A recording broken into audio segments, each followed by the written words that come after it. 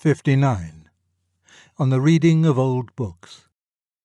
This preface to St. Athanasius's The Incarnation of the Word of God, translated by a religious of CSMV, published by Geoffrey Bless in 1944 and by A.R. Mowbray in 1953, was republished in Undeceptions 1971 and First and Second Things 1985. There is a strange idea abroad that in every subject the ancient books should be read only by the professionals, and that the amateur should content himself with the modern books. Thus I have found, as a tutor in English literature, that if the average student wants to find out something about Platonism, the very last thing he thinks of doing is to take a translation of Plato off the library shelf and read the Symposium. He would rather read some dreary modern book 10 times as long, all about isms and influences, and only once in 12 pages telling him what Plato actually said. The error is rather an amiable one, for it springs from humility. The student is half afraid to meet one of the great philosophers face to face. He feels himself inadequate and thinks he will not understand him. But if he only knew, the great man, just because of his greatness, is much more intelligible than his modern commentator. The simplest student will be able to understand, if not all, yet a very great deal of what Plato said. But hardly anyone can understand some modern books on Platonism. It has always therefore been one of my main endeavours as a teacher to persuade the young that first-hand knowledge is not only more worth acquiring than second-hand knowledge, but is usually much easier and more delightful to acquire. This mistaken preference for the modern books and this shyness of the old ones is nowhere more rampant than in theology. Wherever you find a little study circle of Christian laity, you can be almost certain that they are studying not St. Luke, or St. Paul, or St. Augustine, or Thomas Aquinas, or Hooker, or Butler, but Mr. Burdieff, Monsieur Maritain, or Mr. Niebuhr, or Miss Sayers, or even myself. Now this seems to me topsy-turvy. Naturally, since I myself am a writer, I do not wish the ordinary reader to read no modern books. But if he must read only the new or only the old, I would advise him to read the old. And I would give him this advice precisely because he is an amateur and therefore much less protected than the expert against the dangers of an exclusive contemporary diet.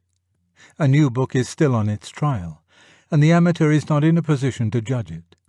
It has to be tested against the great body of Christian thought down the ages, and all its hidden implications, often unsuspected by the author himself, have to be brought to light.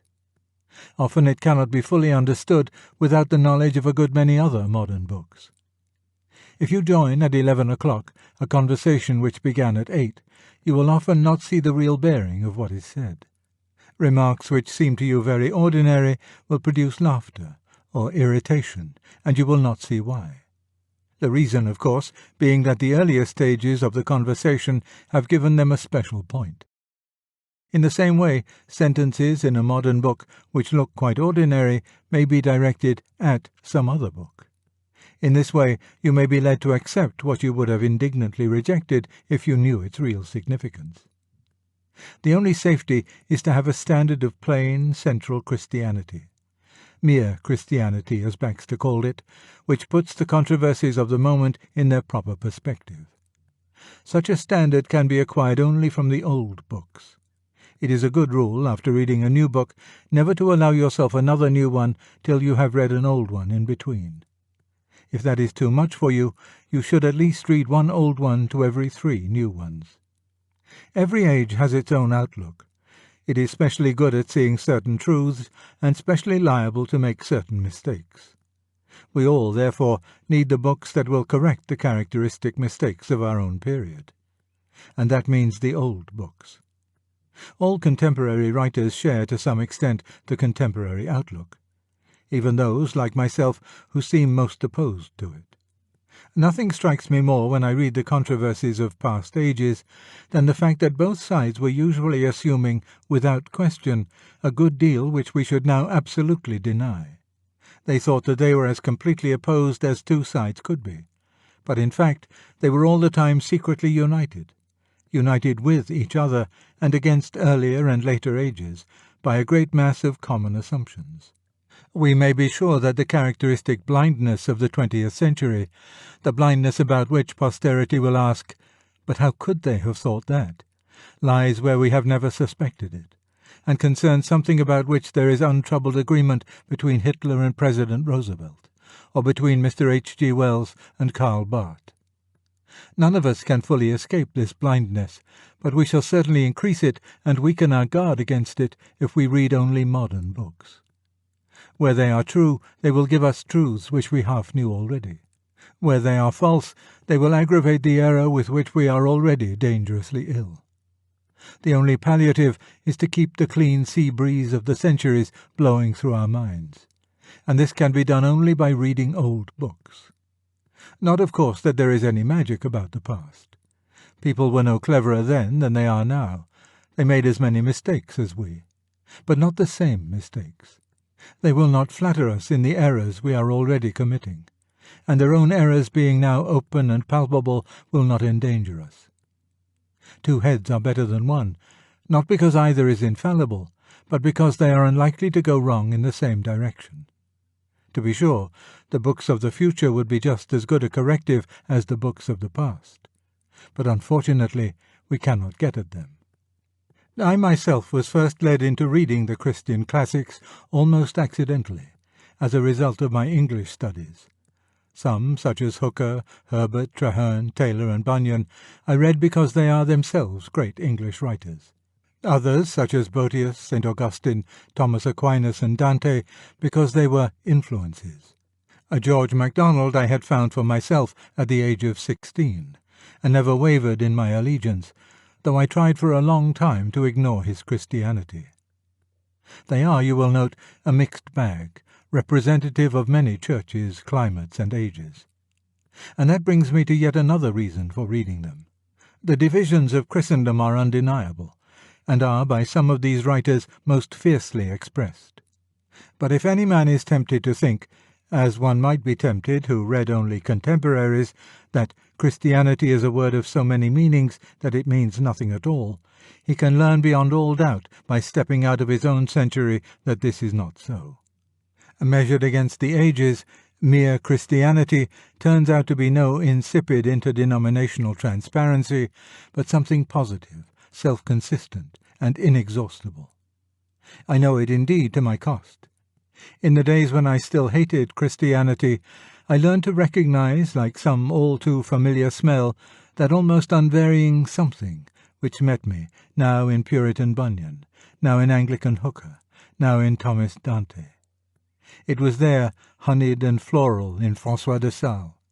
It was there, grave and homely, in Spencer and Walton. It was there, grim but manful, in Pascal and Johnson. There again, with a mild, frightening paradisial flavour, in Vaughan and Burme and Traherne.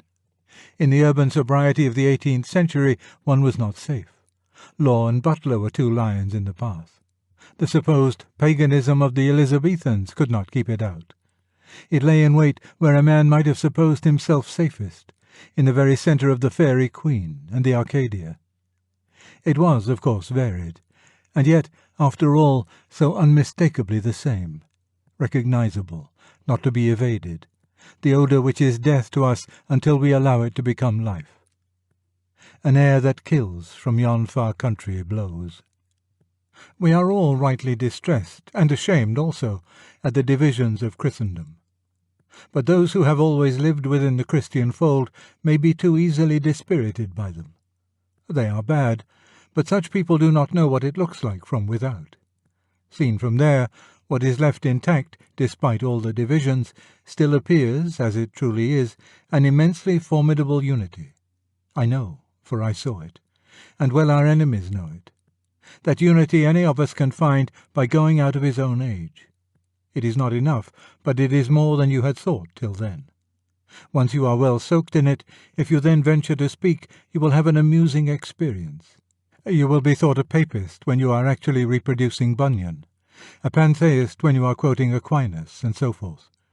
For you have now got on to the great level viaduct which crosses the ages and which looks so high from the valleys, so low from the mountains, so narrow compared with the swamps, and so broad compared with the sheep tracks. The present book is something of an experiment. The translation is intended for the world at large, not only for theological students.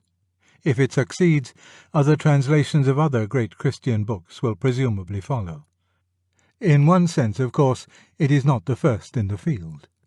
Translations of the Theologia Germanica, the Imitation, the Scale of Perfection, and the Revelations of Lady Julian of Norwich are already on the market and are very valuable, though some of them are not very scholarly. But it will be noticed that these are all books of devotion rather than of doctrine. Now the layman or amateur needs to be instructed as well as to be exhorted. In this age his need for knowledge is particularly pressing. Nor would I admit any sharp division between the two kinds of book. For my own part, I tend to find the doctrinal books often more helpful in devotion than the devotional books, and I rather suspect that the same experience may await many others. I believe that many who find that nothing happens when they sit down or kneel down to a book of devotion would find that the heart sings unbidden while they are working their way through a tough bit of theology with a pipe in their teeth and a pencil in their hand. This is a good translation of a very great book. St. Athanasius had suffered in popular estimation from a certain sentence in the Athanasian Creed. I will not labour the point that that work is not exactly a creed and was not by St. Athanasius, for I think it is a very fine piece of writing. The words, "Which faith except every one do keep whole and undefiled, without doubt he shall perish everlastingly," are the offence. They are commonly misunderstood. The operative word here is keep, not acquire or even believe, but keep. The author, in fact, is not talking about unbelievers, but about deserters. Not about those who have never heard of Christ, nor even those who have misunderstood and refused to accept him, but of those who, having really understood and really believed, then allow themselves, under the sway of sloth or of fashion or any other invited confusion, to be drawn away into sub-Christian modes of thought. They are a warning against the curious modern assumption that all changes of belief, however brought about, are necessarily exempt from blame. But this is not my immediate concern. I mention the Creed, commonly called, of St. Athanasius, only to get out of the reader's way what may have been a bogey, and to put the true Athanasius in its place. His epitaph is Athanasius contra mundum, Athanasius against the world. We are proud that our own country has more than once stood against the world. Athanasius did the same. He stood for the Trinitarian doctrine, whole and undefiled, when it looked as if all the civilized world was slipping back from Christianity into the religion of Arius, into one of those sensible synthetic religions which are so strongly recommended today, and which then, as now, included among their devotees many highly cultivated clergymen. It is his glory that he did not move with the times. It is his reward that he now remains when those times, as all times do, have moved away. When I first opened his De Incarnatione, I soon discovered by a very simple test that I was reading a masterpiece. I knew very little Christian Greek except that of the New Testament, and I had expected difficulties. To my astonishment, I found it almost as easy as Xenophon, and only a mastermind could, in the 4th century, have written so deeply on such a subject with such classical simplicity. Every page I read confirmed this impression. His approach to the miracles is badly needed today, for it is the final answer to those who object to them as arbitrary and meaningless violations of the laws of nature. They are shown to be rather the retelling in capital letters of the same message which nature writes in her crabbed cursive hand. The very operations one would expect of him who was so full of life that when he wished to die he had to borrow death from others. The whole book, indeed, is a picture of the tree of life, a sappy and golden book full of buoyancy and confidence. We cannot, I admit, appropriate all its confidence today. We cannot point to the high virtue of Christian living and the gay, almost mocking courage of Christian martyrdom as a proof of our doctrines with quite the assurance which Athanasius takes as a matter of course. But whoever may be to blame for that, it is not Athanasius.